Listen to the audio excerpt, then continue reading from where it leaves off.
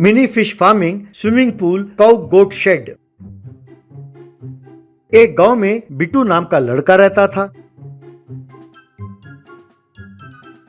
बचपन में ही उसके माँ बाप की मृत्यु हो गई तो उसके दादाजी ही उसको पालते थे। बिट्टू के दादाजी एक चाय की दुकान चलाते थे। स्कूल समय के बाद बिट्टू आकर उस चाय की दुकान में अपने दादाजी की मदद करता था। बिट्टू बहुत होशियार लड़का था। वो अपने कक्षा में प्रथम आता था। कोई भी काम वो चुटकी बजाते ही सीख जाता था। एक बार बिट्टू के दादाजी चिंतित बैठे थे।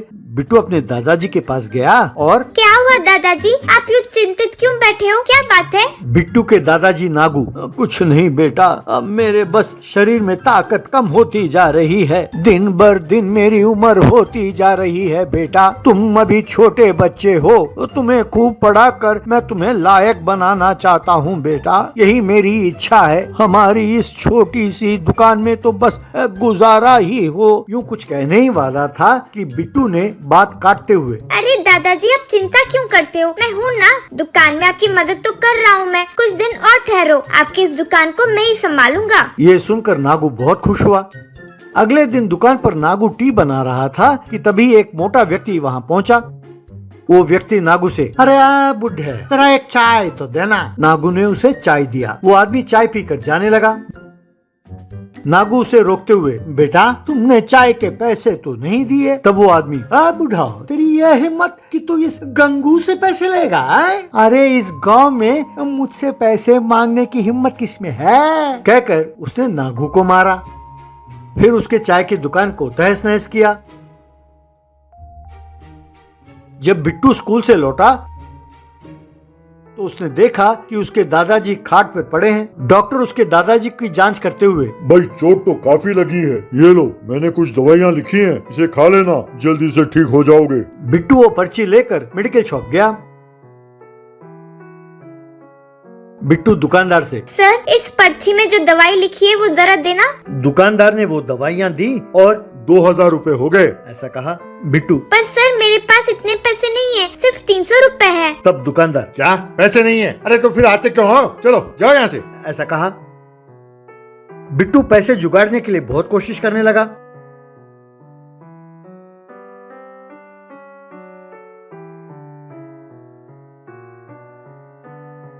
उसने सोचा कि वो पुल पार करके दूसरे गांव में जाएगा। काफी देर तक बिना खाए पिए पैदल जाने के कारण बिट्टू को चक्कर आने लगा। वो उस पुल के ऊपर से पानी में गिर गया। जब बिट्टू ने अपनी आंखें खोली तो उसके सामने कुछ लिलीपुट खड़े थे।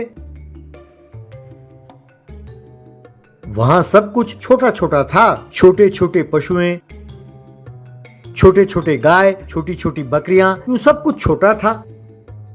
ये सब देखकर बिट्टू हैरान रह गया। तब बिट्टू समझ गया कि ये अभी अभी सामाजिक सभ्यता को सीख रहे हैं। तब बिट्टू उन सब से, आप लोग कौन हो? यह सब कुछ इतना छोटा छोटा क्यों है? छोटे पक्षियाँ, छोटे पशु। तब उन लिलीपुट्स का नायक, यही तो सवाल हम कर रहे हैं तुमसे, ये क्या तुम इतने बड़े क्यों हो? तब बिट्टू, देखिए, देखने में आप सब लिलीपुट्स नजर आते हैं। लगता है आप अभी अभी सभ्यता सीख रहे हैं। हमारे गांव में ज्यादातर हम खेती बाड़ी करते हैं। यूं कहते हुए वो अपने बारे में, अपने गांव के बारे में, अपने दादाजी के बारे में सब कुछ बताने लगा। तब लिलीपुट का नायक, अच्छा सच? तुम्हारी दुनिया में ये सब कुछ होता है? भाई हमें भी ऐसी सहूलियतें चाहिए। क्या तुम हमारे लिए ये सब कुछ कर सकोगे? हम तुम्हें चमकते हुए पत्थर देंगे, वो हमारे पुरखों के जमाने की है। बिट्टू, भाई तुम्हारे पत्थर मुझे नहीं चाहिए, लेकिन मैं तुम लोगों की सहायता जरूर करूंगा। मैं तुम्हें खेती बाड़ी भी करना जरूर सिखाऊंगा। कहकर उन्हें फिश फार्मिंग कैसे करना है ये सिखाने लगा।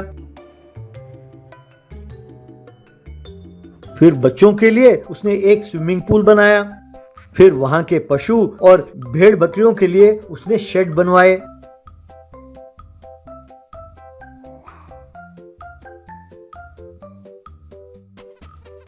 ये देखकर लिलीपुट का सरदार बहुत खुश हुआ। बच्चे उस स्विमिंग पूल में तैरते हुए बहुत खुश हुए। तब लिलीपुट का सरदार बिट्टू से, बेटा तुमने हमारी मदद की है, इसके बदले में कुछ न कुछ करना हमारा कर्तव्य है। ये लो ये चमकता हुआ पत्थर ले जाओ। कहकर बिट्टू को एक हीरा दिया। उसे देखकर बिट्टू, बाप रे, ये चमकता हुआ पत्थर नहीं है, इसे हीरा कहते हैं। हमारी दुनिया में इसकी कीमत कुछ करोड़ों रुपए होगा। फिर लिलीपुट्स ने बिट्टू को उसके गांव तक एक नाव में ले जाकर छोड़ा।